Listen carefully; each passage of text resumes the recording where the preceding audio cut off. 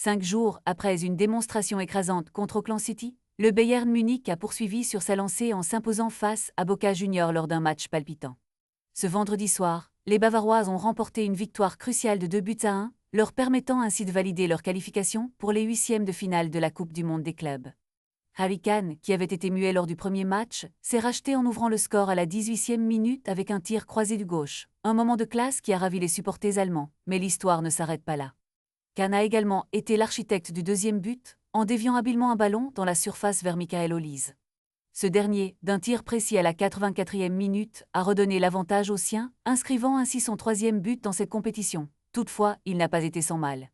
Il a été à l'origine de l'égalisation de Boca Juniors, marquée par Miguel Moranciel, qui a profité d'une erreur de défense à la 66e minute pour tromper Manuel Neuer. L'atmosphère dans le stade était électrique, avec des supporters de Boca Juniors chantant sans relâche, transformant le Hard Rock Stadium en une véritable forteresse bleue et jaune. Kane a reconnu la difficulté du match, affirmant que les fans adverses avaient créé une ambiance comparable à celle d'un match à l'extérieur.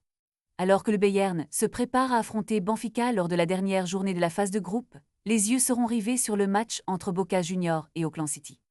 Les Bosteros doivent l'emporter largement pour espérer se qualifier pour les huitièmes de finale. La pression est palpable et le suspense à son comble.